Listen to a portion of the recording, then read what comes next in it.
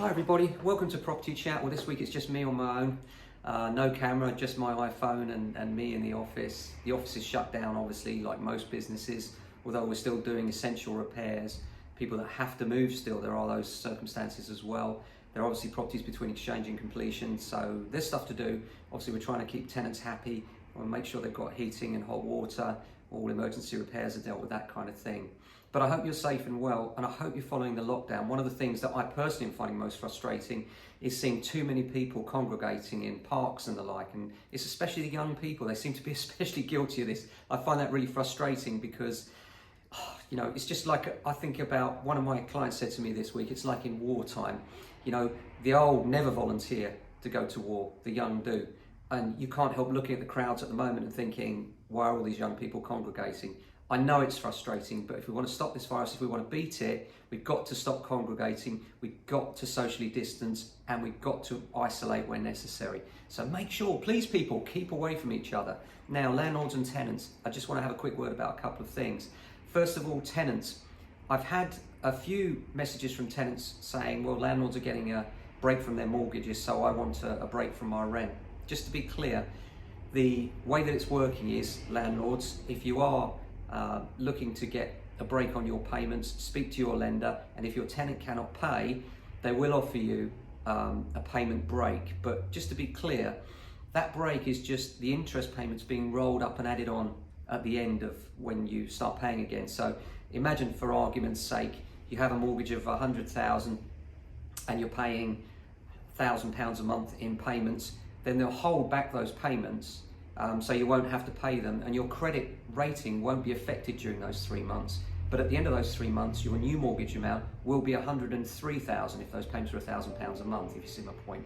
So in other words, you're not getting anything for free, they're just adding it on the other end, and then you'll have to pay the interest on the increased amount if you do decide to take advantage of it. Tenants, so I hope you understand now that landlords are not actually getting anything for free. They're not getting any breaks from their lenders. In fact, their payments will increase at the end of this time. So it's really important that you understand that rents are legally due and still need to be paid wherever you can and still working. If you're not still working, of course, a lot of people are in that boat, and we respect and understand that. My advice to you is pay what you can, communicate with your landlord, let them know your circumstances so they can possibly look at a mortgage break for themselves. And then if you're not working, make sure, even if you're part-time working, if you're entitled to any benefits with a local authority, that you claim those benefits. Don't be too proud, because by claiming benefits, you will also be entitled to a housing allowance, a local housing allowance possibly, and that will contribute towards your rent. And the reason you need to do these things is that at the end of this, your landlords will be looking for ways for you to, in most cases, repay the amount that you haven't paid. And that might mean, for instance, increasing your monthly payments at the end of this. So my advice to you, tenants, is pay what you can so that you avoid accumulating a larger debt the other end, and one that you possibly couldn't get out of. So, you know, I appreciate it's really frustrating and you can only do what you can do, but please do pay if you can, and if you can't, pay what you can. And in all instances, if you can't pay the full rent, do communicate with your landlord so they can pass that on. But I hope you understand now that landlords are not getting anything for free, and no more than anyone else really. So I hope that's helpful. In terms of us all being locked down, it's very frustrating, isn't it? I hope you're finding things to do. Something that I spotted this week, the National Theatre doing a YouTube show now every Thursday evening. That's something different that you could perhaps try. Hope you find things to occupy yourself and the children with, but please, please, please take these restrictions seriously. I really do think it's the way out of that situation.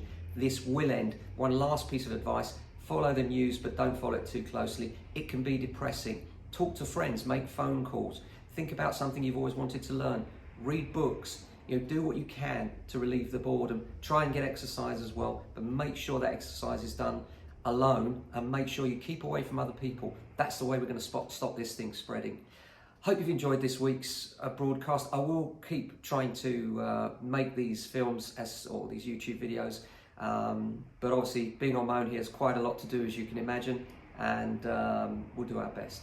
But take care of yourselves and your families. I hope you found this helpful, and I hope you stay well and healthy, and I hope we're out of this really soon.